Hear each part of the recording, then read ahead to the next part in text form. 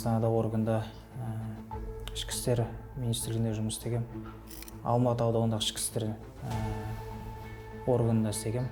Интернеттен листайт етіп отырып, Абдуллах Кастекский видеолар шыға бастады. Органдағылар тағут деп айтатын, соны жек көріп кеттім ғой органдағы полиция қызметкерлерін.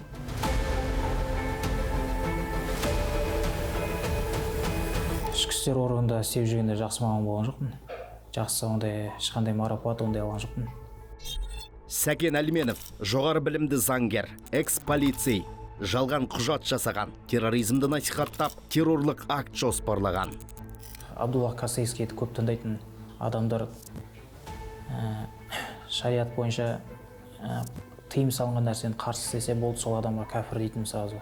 Погон тағатындардың бәрін жек көрдім ғой. Жек көрініш болды маған. Даже өлтіретін ойларда болған сондай. Нельзя служить армии, никакой работы этой службы вам работает харам. Это может дойти до куфра. Интернетте Абдуллах Кастекский лақабатымен танылған псевдоуағызша Дағыстанда дүниеге келген. Шын аты жөні Абдуллах Магомедов 1990 жылдары таяу шығыста жүріп, такфир идеологиясын жұқтырады. Өзін Имарат Кавказ террористік тобының шариғат судьясы деп жариялайды. Солтүстік Кавказдағы жихадшыларға қосылады. Утопиялық идеяларымен мұсылмандардың арасына жік салады. Лаңкестік әрекеттерге қатысқан үшін Ресей Федерациясы оған іздеу салды. Соңғы жылдары Кастекскийдің Стамбулда жүргені белгілі.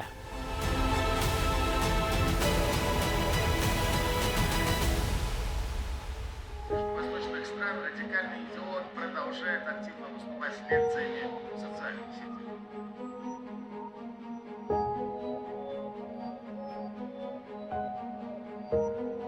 Абдуллах Кастекский намаз оқыса да, ораза ұстаса да, полиция болғаны үшін, ана форманы киіп жүрген үшін ол кәпір дейді. Полицияны күпірлікпен айыптау да, ол дінімізде өте үлкен айып, ағаттық.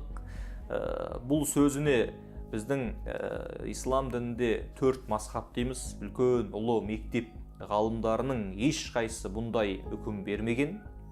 Оның дәлелі Абу Я'ла өзінің Ахкам Султания деген жаңағы еңбегінің 237 бетінде Хазіреті Омар парсылардың, римдардың қолданған заң жүйелерін алып, ислам мемлекетіне кіргізген деп осы жерде деректе көрсетіледі.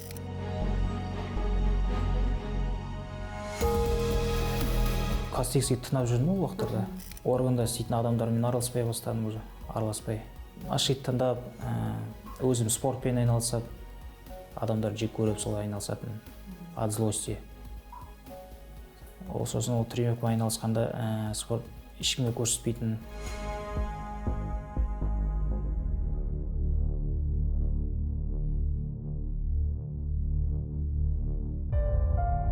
Сондай роводан жаратын, сондай ойлар болған негізі. Жарылыс заттарға керек заттар сатып алдым. Сондай скотч, сосын аммиак, селитрасын,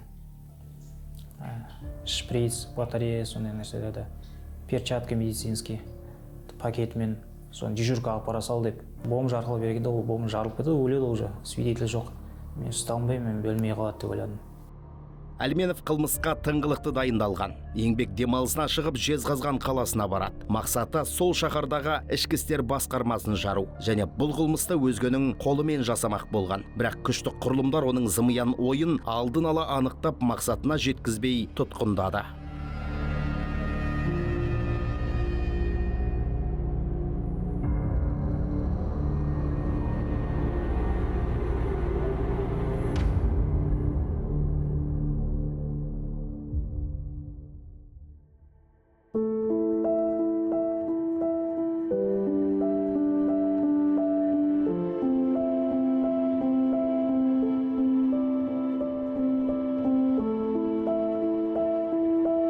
Түріне, реңіне қарадым, сөйлеген мұсылманша, сол мұсылмандар сендім да мұсылман екенін.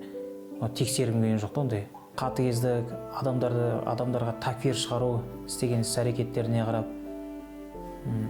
намаз оқымаймын ау, кәпір деп сондай такфир шығаратын. Онға елмен ажырасқан себебі жаңағы Абдуллах Кастекскийдің лекцияларын көп тыңдайтын. Ол кісінің бір лекциясында верующийға верующая дейді. Мұсылманға мұсылман үйлену керек дейді.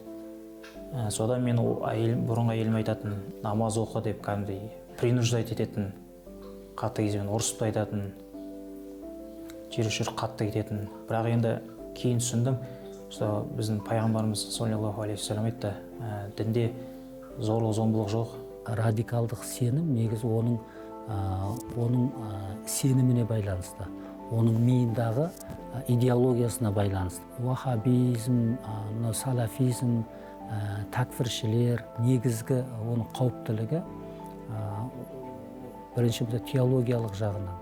Мысалы, Алла Тағаланы тану, оның сипаттары, жалпы ақырет ілімі, ақыреттегі жәннат, тозақ, және әрбір елдегі олардың саяси ұстанымына деген көзқарас, және мынау такфир мәселесі.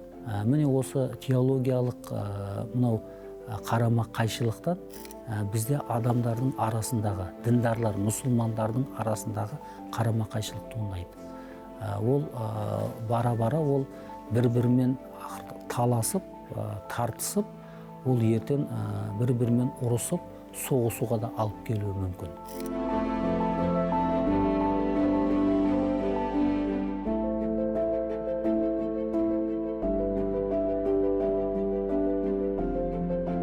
Қазір үкіметтен кешірім сұраймын осылай істеген іс-әрекеттеріне. Содан кейін жас балаларға айтатын, шейх Абдуллах Кастекскийді тыңдамай қойған жөн. Ол бірте-бірте жауыздыққа апарады, қатыгездікке апарады, террористік іс-әрекеттерге апарады. Қазір енді әке-шешем уайымдап қайғырып отыр осы істеген іс-әрекеттерім үшін. Оларға ауыр жүк жүктедім мен. Әке-шешемнен кешірім сұраймын.